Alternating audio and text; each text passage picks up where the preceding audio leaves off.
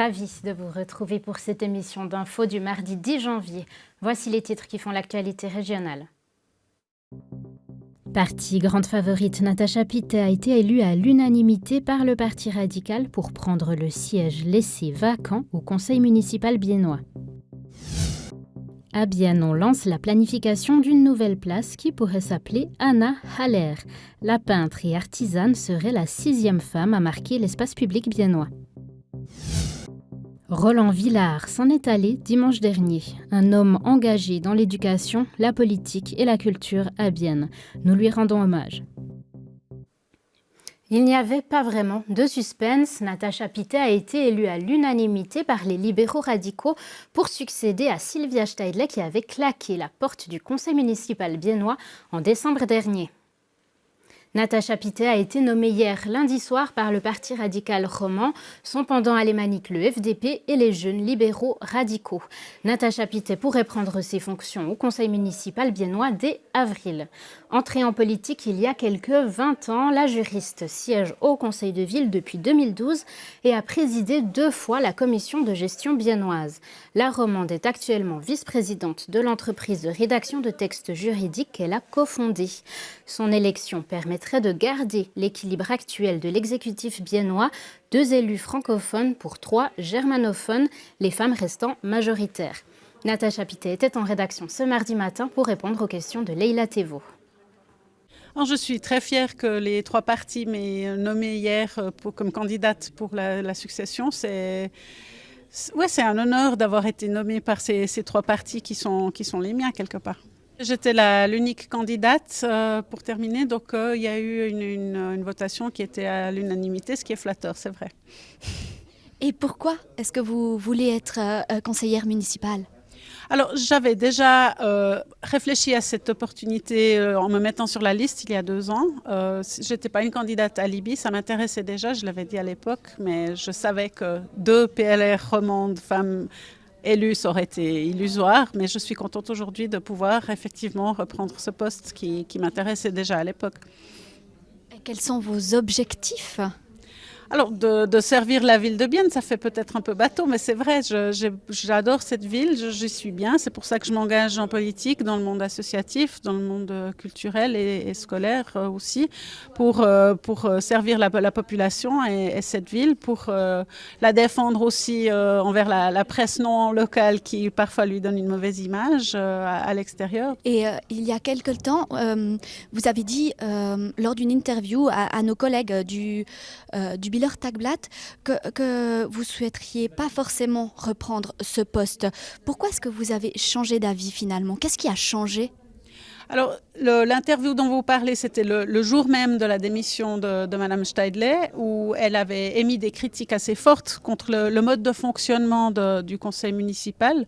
Aujourd'hui, j'ai pu constater depuis cette date, lors par exemple des tables rondes sur le budget, que le conseil municipal, au contraire de ce qu'elle disait à l'époque, aujourd'hui, prend vraiment les rênes des dossiers, gouverne contrairement aux reproches qu'elle avait faits, prend les choix stratégiques. Et là, c'est un groupe que j'ai vu lors de ces tables rondes auxquelles j'aurais plaisir à participer et avec lequel je me réjouis de travailler. Mais est-ce qu'il y a tout de même de l'appréhension de reprendre ce poste suite à cette démission et aussi aux critiques émises par Madame Steidle ? Alors, le poste, de toute façon, est un grand défi. C'est un travail très important. Je ne sais pas aujourd'hui dans quel dicaster je vais arriver, quelles seront mes tâches précises, mais c'est un travail collégial. Je suis certaine que je serai épaulée par mes collègues et j'espère pouvoir faire de même avec eux. Ce sont des personnes que je connais. J'en ai côtoyé plusieurs au Parlement, d'autres au conseil municipal depuis que je suis au Parlement. Donc, ce sont des personnalités que je connais plus ou moins bien et je me réjouis de travailler avec eux. Et quelles sont les autres prochaines étapes pour vous à venir ? Je vais continuer au conseil de ville jusqu'à fin février en tout cas. Et ensuite, si je suis effectivement élue tacitement, là, à ce moment-là, je démissionnerai du conseil de ville pour ne laisser quand même un mois de vacances avant de commencer dans un rôle autre, parce que c'est de passer du Parlement à l'exécutif du jour au lendemain, c'est quand même un peu spécial. C'est un grand changement aussi dans votre vie personnelle finalement. C'est un changement de vie, cette nomination, Tout à fait, c'est un grand défi. J'étais très contente de recevoir le soutien de mon associé, de mon entreprise, qui m'a dit vas-y, on va trouver une solution pour le travail. De mes 4 enfants adultes qui m'ont dit vas-y maman, on est fiers de toi, ça fait beaucoup de bien. D'avoir des soutiens aussi au niveau personnel. Et de personnes que je connais plus ou moins bien, qui m'ont dit on espère que vous y allez.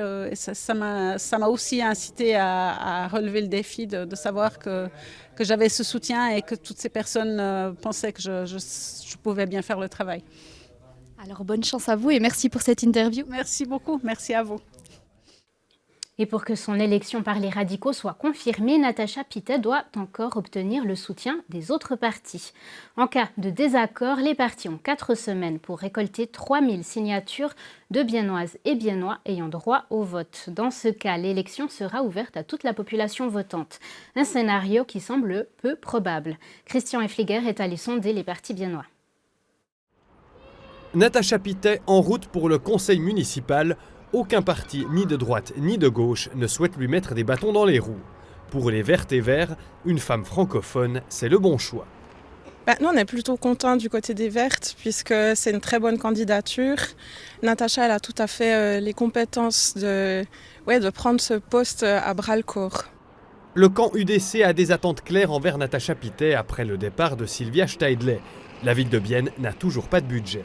Alors j'espère ou j'attends de Mme Pittet qu'elle fasse vraiment une analyse concrète de la situation financière de la ville de Bienne, qui est une situation vraiment catastrophique actuellement, et qu'elle mette les priorités là où il faut, et qu'elle arrive avec les bons arguments pour que le Parlement accepte ces arguments et vote aussi dans ce sens-là.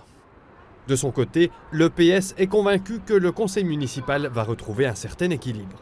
Je ne crois pas que ça c'est la question qui fait mieux, mais je crois que c'est une chance d'avoir quelqu'un de nouveau pour commencer avec une nouvelle équipe, pour aussi avancer dans ces défis qu'on a avec le budget de la ville de Bienne. Les Verts libéraux ont tenté d'obtenir un siège au conseil municipal lors des élections de 2020, en vain. Même si une place s'est libérée, ils ont renoncé à proposer une candidature. Les jeux ont été faits en 2020 quand on a eu les élections. Le conseil municipal est électionné en système proportionnel. Et puis là, ça montrait que les libéraux radicaux ont eu un parti plus grand. Donc, à notre avis, c'est leur siège. Ils ont le droit sur ce siège. Et avec Mme Pittet, ils ont choisi une candidate qui, à notre avis, est tout à fait acceptable. Et nous la souhaitons tout de bon dans cet défi assez difficile. Les 4 partis laissent le champ libre à Natacha Pittet, mais la radicale romande va probablement devoir répondre à des attentes élevées.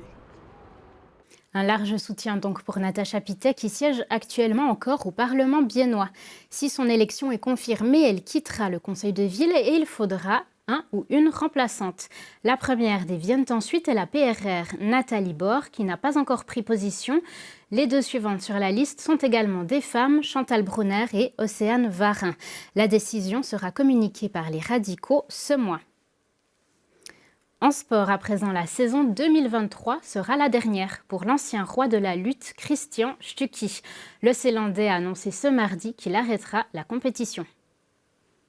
Sa carrière a été fructueuse puisque l'habitant de Lys a récolté un total de 33 couronnes. Son départ était pressenti. La saison 2022 a été marquée notamment par une blessure à l'épaule et une hernie discale. Christian Stucky n'a jamais été autant mis sous pression que l'année dernière, autant physiquement que mentalement, indique une publication de sa page Facebook. L'athlète remercie ses fans et annonce se réjouir de sa retraite sportive. Et on parle d'urbanisme. Maintenant, une nouvelle place pourrait voir le jour d'ici environ une année à Bienne, dans le quartier de Beaumont. L'espace juste derrière le Collège des Alpes devrait devenir plus sécuritaire, son accessibilité améliorée ainsi que la gestion du trafic. Les travaux devraient durer 3 mois pour un coût d'1 demi-million de francs. Le conseil municipal souhaite baptiser la place du nom de Anna Haller, une artiste et artisane biennoise au destin hors du commun. Roxane Flamand vous raconte. Ces tableaux fleuris, c'est la marque de fabrique d'Anna Haller, qui se cache encore dans les sous-sols du NMB. Née en 1872, elle a vécu plus de 30 ans à Bienne. Membre fondatrice de la section bernoise de la Société suisse des femmes artistes en art visuel, elle fait ses études au Technicum en art technique. Pour baptiser cette place de la rue des Alpes, la ville de Bienne a consulté le collectif Femmes en réseau. Anna Haller, elle a été diplômée comme première femme au Technicum de Bienne. Et puis ensuite, elle a aussi enseigné là-bas. Et puis, je trouve que c'est assez proche. Et puis, c'est aussi comme une sorte d'idole pour tous les écoliers qui vont ici à l'école. Cela fait plus de 20 ans que le collectif se bat pour que rue et place biennoise portent autant le nom de femmes que d'hommes. Mais pour l'instant, il n'y en a que 5. C'est toujours très très peu, donc c'est vraiment la règle. S'il y a une nouvelle place, une nouvelle rue, qu'on la nomme d'une femme. Mais on a aussi hésité, on a discuté de nommer des rues existantes déjà, de les donner un autre nom. Mais là, on a décidé de ne pas faire parce que c'est trop compliqué, parce qu'il y a quand même pas mal de travail qu'il faut faire si on change un nom d'une rue. Pour la ville, les démarches administratives sont trop complexes. Pourtant, de grandes villes telles que Lausanne ou Genève ont prévu de renommer leurs rues ou élaborent même déjà ce changement. Pour le collectif Femmes en réseau, il existe des alternatives. On peut aussi, par exemple, mettre des plaquettes et puis essayer de visibiliser aussi le travail et puis l'histoire des femmes qui ont vécu à Bienne. Anna Haller inspirera-t-elle les Biennois et Biennoises empruntant la place ? Le conseil de ville se penchera sur ce projet et son budget le 18 et 19 janvier. En attendant, les œuvres de l'artiste resteront précieusement conservées dans la collection du nouveau musée Bienne. Nous vous l'annoncions hier lundi dans le carnet noir de notre émission d'Info. Roland Villard, une figure de la ville de Bienne, est décédé dimanche à l'âge de 83 ans. Professeur de mathématiques, directeur du gymnase français et grand défenseur de la culture, Roland Villard a marqué l'histoire de la région. Des amis et des anciens collègues lui rendent hommage. Serge Méria. Il a été un ami, un collègue, un mari, un papa, un prof de maths, un recteur, un conseiller de ville, un conseiller municipal, un passionné de locomotive, un blagueur, un amoureux du jazz.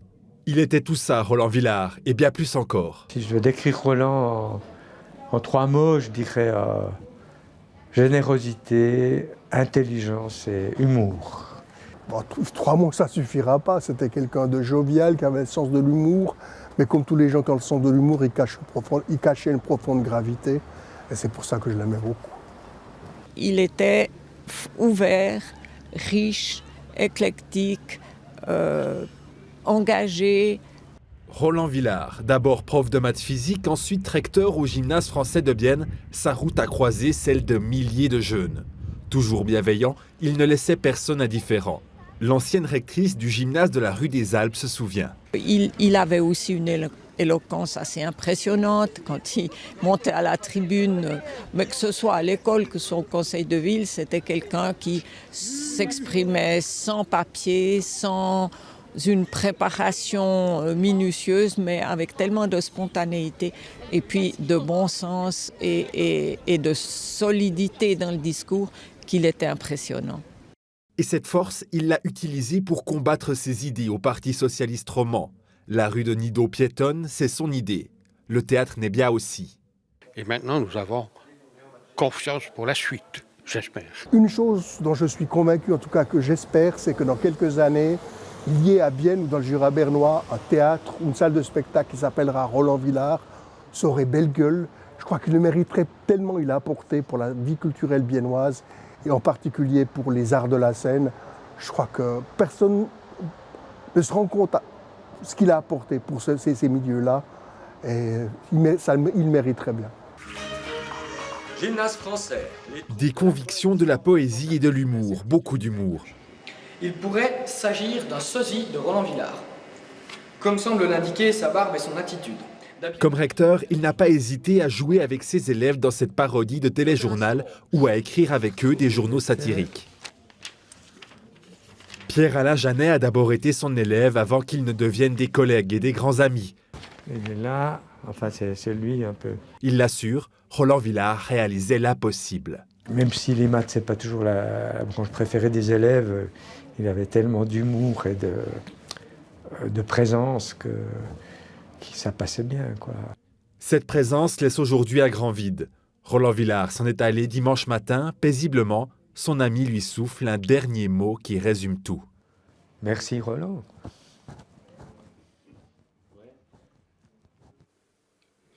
Et juste après ce journal, vous avez rendez-vous avec Dominique Antonen qui vous emmène fêter un anniversaire réjouissant dans un établissement apprécié de la cité zélandaise.